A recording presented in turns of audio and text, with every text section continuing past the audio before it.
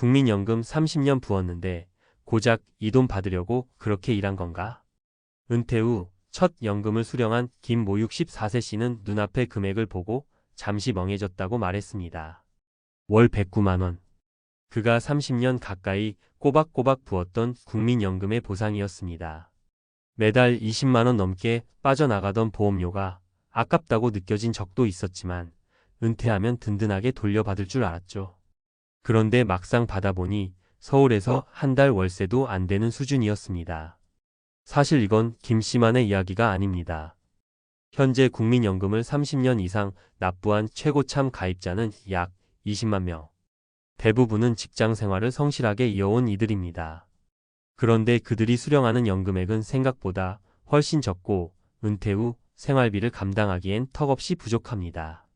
이번 글에서는 30년 이상 국민연금을 납부한 최고참 수급자들의 실제 수령액, 그리고 왜 이렇게 적을 수밖에 없는 구조인지, 그리고 어떻게 대응할 수 있을지 현실적인 이야기를 해보겠습니다.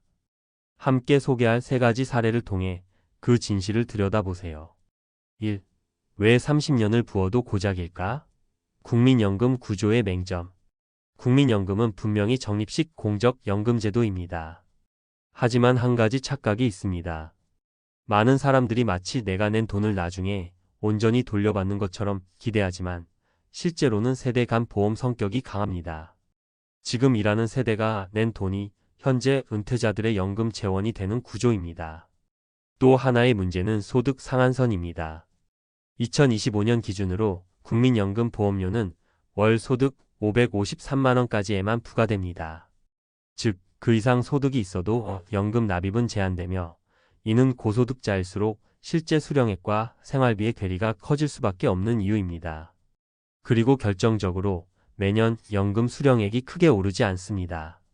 물가가 오르듯 연금도 따라 오르지 않기 때문이죠. 물가 상승률이 3% 이상일 때도 국민연금 인상률은 2%에도 미치지 못하는 해가 많습니다. 사례 1. 30년 직장생활, 월 114만 원 수령 중 서울 거주 65세 남성. 정 씨는 대기업 생산직으로 31년을 근속했습니다. 말 그대로 성실하게 한 번도 연금 보험료를 미납한 적 없이 부었습니다. 그런데 은퇴 후 연금 통장에 찍힌 숫자는 매달 114만 원. 정 씨의 생활비는 월 250만 원 수준인데 연금만으로는 절반도 충당이 안 됩니다. 그는 은퇴 후 2년째 마트 배송 아르바이트를 하고 있습니다. 이 나이에 허리 굽히는 일 다시 할 줄은 몰랐어요. 하지만 연금만 믿고 살 수 없으니 어쩔 수 없죠. 라고 말합니다. 사례 2. 교사 부부, 합쳐도 월 220만 원. 경기도 63세 부부. 최 씨 부부는 나란히 공립학교에서 교직 생활을 했고 모두 국민연금 대상자였습니다. 각각 28년, 32년씩 납부했고 지금은 각각 105만 원, 115만 원씩 수령 중입니다. 두 사람 합치면 220만 원이지만 정작 아이들 교육비, 병원비 등을 제외하고 나면 남는 돈은 거의 없습니다. 최 씨는 말합니다. 우리 정도면 연금 납부 제대로 한 축에 속하는데 이 돈으로 여행은커녕 병원비도 버겁네요. 둘 중 한 명 아프면 적자예요. 사례 3. 자영업자 출신 30년 부었지만 87만 원 전북 66세 여성. 김 씨는 30대 중반부터 작은 분식집을 운영하며 30년 가까이 국민연금을 부었습니다. 자영업자다 보니 매번 최저 기준으로만 보험료를 냈고 미납 기간도 일부 있었습니다. 그 결과 지금 김 씨가 받는 연금은 월 87만 원. 내가 그래도 연금은 성실히 부었다 생각했는데 이게 끝이라니 좀 서글퍼요. 한 달 식비만 해도 50만 원이 훅 나가요. 병원비는 더 말할 것도 없고요. 국민연금 수령액 구체적으로 보면 이렇습니다. 납입기간 예상 수령액 2025년 기준 월 기준 10년 약 4,050만 원, 20년 약 7,090만 원, 30년 약 10만 120만 원, 40년 약 13만 150만 원. 소득 수준, 납부 이력에 따라 편차 있음. 그렇다면 어떻게 대비해야 할까? 전문가 조언은 국민연금만으로는 은퇴 생활비의 6,070%를 충당하기 어렵다는 것이 전문가들의 중론입니다. 따라서 다음과 같은 준비가 병행되어야 한다고 조언합니다. 사적연금 활용, IRP, 연금저축 등 개인형 연금계좌를 통한 장기 납입이 필요합니다. 퇴직연금 점검, DC형 확정기여형 또는 DB형 확정급 이여형 퇴직연금이 있는 경우 어떻게 운용되고 있는지 반드시 확인하고 리밸런싱이 필요합니다. 은퇴 후 수입원 계획 작게는 주 12회 시간제 근로, 크게는 소형 임대 수입 등 은퇴 후에도 소득이 지속될 수 있도록 사전 구상이 중요합니다. 고정비 구조 조정, 거주비, 보험료 등 지속적 지출 항목을 최대한 낮추는 전략도 병행해야 합니다. 맺으며 연금은 버팀목이지 인생 전체는 아닙니다. 30년 부었는데도 실망스럽다고 느껴지는 이유는 간단합니다. 우리는 그 돈이 노후의 전부일 거라 믿었기 때문입니다. 하지만 국민연금은 어디까지나 기본적인 생계 유지 기능을 할 뿐 풍요로운 은퇴를 책임지진 않습니다. 진짜 중요한 건 은퇴를 끝이 아니라 새로운 인생의 시작으로 바라보는 시선입니다. 연금은 그 시작선 앞에 징검다리일 뿐이죠. 그 위에 어떤 다리를 놓느냐는 이제 우리의 선택에 달려 있습니다. 전문가들이 말하는 국민연금 이후의 플랜. 국민연금만으로는 부족하다, 이건 더 이상 논쟁의 여지가 없는 사실입니다. 고령사회연구원, 국민연금공단, 그리고 은퇴설계 전문가들 모두 입을 모아 말합니다. 국민연금은 어디까지나 기본소득 보장이며 노후 준비의 3040% 수준에 불과합니다. 그렇다면 전문가들은 어떤 대비책을 권할까요? 몇 가지 핵심 전략을 소개합니다. 1. 연금저축과 IRP, 국민연금의 사적 보완장치. 은퇴설계 전문가 김정환 CFP는 다음과 같이 조언합니다. 국민연금은 기본 틀이고 연금저축 IRP 조합이 실질적인 생활비를 감당할 보조수단이 돼야 합니다. 이 둘은 연간 세액 공제도 가능하고 수령 시기도 조정할 수 있어 유연성이 큽니다.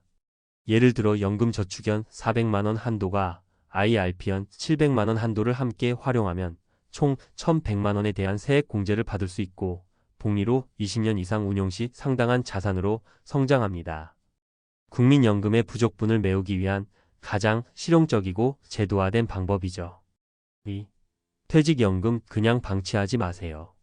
대기업에 근무했던 어씨는 DB형 퇴직연금을 받고 있습니다. 그런데 그는 수령 방법을 몰라 한꺼번에 수령하면서 퇴직소득세를 대량으로 냈습니다. 연금 컨설팅 전문가 박소연 세무사는 말합니다. 퇴직연금은 반드시 연금 형태로 분할 수령하는 것이 절세에 유리합니다. 특히 IRP로 이전 후 연금으로 받으면 3.35% 낮은 연금소득세율이 적용돼 실제 수령액이 높아지죠. 즉 퇴직 시 목돈을 한 번에 받지 말고 IRP 계좌로 이전 후 분할 수령하는 게 핵심 전략입니다. 이렇게 하면 수령액이 매달 일정하게 유지되면서도 세금 측면에서도 유리합니다. 3. 나이 들어 일할 수 있는 구조를 만들어야 한다. 많은 은퇴자들이 하는 실수가 60세 전후에 직장을 그만두고 이제 쉬자는 생각으로 아무런 소득 플랜 없이 시간을 흘려보내는 것입니다. 하지만 평균 수명이 83세가 넘는 지금 20년을 무소득으로 지낸다는 건 너무 위험한 계산입니다. 고령사회연구원 조한빛 연구위원은 이렇게 지적합니다.